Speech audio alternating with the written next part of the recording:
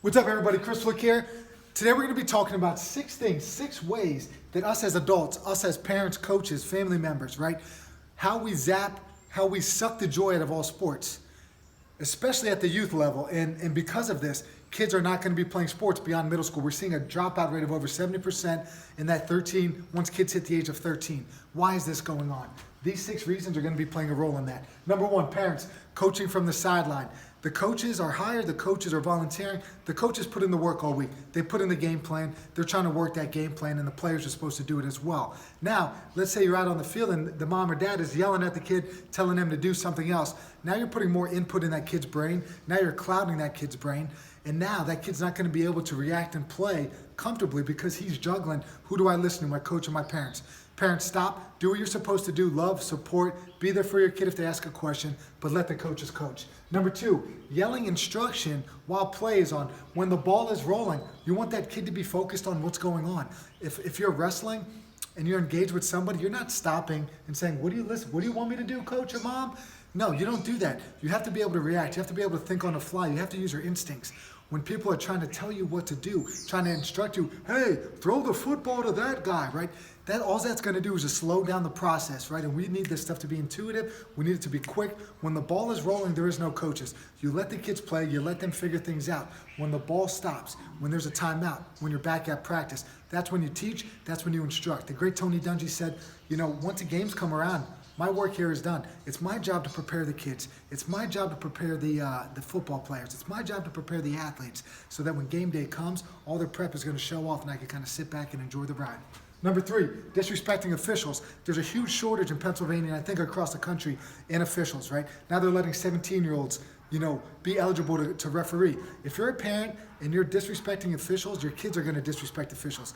And if everybody starts disrespecting officials, people are going to not want to do it. And that trend is going to continue to slide downward. So stop doing that. Number 4, questioning the coach's decisions, right? The coach is the coach. We're hoping that each coach makes decisions based off of what best serves the team. Not him, not a star player, not a parent, not a booster, not anybody other than the team. It is we, not me. And if we're sitting at home as a parent questioning the coach and our child is hearing it, then you're going to start planting those seeds of doubt in that player and they might not start believing in what that coach has to say. Number 5, commenting on teammates' play. Remember, these are kids that we're talking about here. There's no need for you to talk about little Johnny being a ball hog. There's no need for you to talk about Sasha, taking all the shots in soccer, right? We don't need any of that, all right?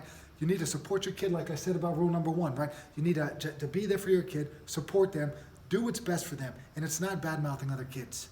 Because if you're going to bad-mouth them, they're gonna start thinking twice about that individual, right? They're going to start bad-mouthing. They're going to start sharing, yeah, well, my dad said this, my mom said that. And all that's going to do is just ruin the team. Remember, it is we, not me. Lastly, the ride home, the teachable moment, right? A lot of parents, a lot of coaches want to talk to the kids right after the game. When the emotions are high, coaches are screaming, we just got our butts whooped and all this other crap. That message is not sinking in. Those kids just took a tough loss. They might not be totally engaged in listening to the coach because of that thing, all right? When emotions are riding high, that's probably not the best time in terms of getting your child to listen clearly and adhere. It's like that person that's all fired up and you tell them to calm down, their response is automatically, no, I'm not going to calm down, right? Tensions are high, man. People are going to act in a way that's not rational. This ride home should be a moment of saying, hey, I'm proud of you. Hey, I really loved your effort today. Things like that. Not, I can't believe, you missed that pass, you missed that shot, you shot this one wide. Why didn't you get the takedown to win the match? Why didn't you throw it to that receiver who was wide open? All of that crap. The ride home's not a teachable moment. Be a parent. Don't be a critic. Support, love, do all that stuff. There's 3 areas that we need to look at. This is my last thing here. We talked about things to avoid. There's 3 things that we need to keep in mind if we want to encourage long-term sport participation. Intrinsic motivation. We want to encourage that in our kids. We want to see them go out and shoot hoops, practice some soccer shots, or practice some takedowns on their own. Not because we are forcing them, not because there's a reward, right? Intrinsic means that internal drive.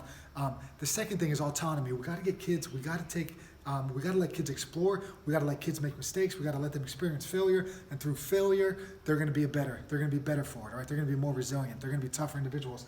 Lastly, if we want our kids to participate in sports, they got to have fun. Stop doing this stuff. Let the kids play. Be a parent. Love, support, all that good stuff. Peace, everybody.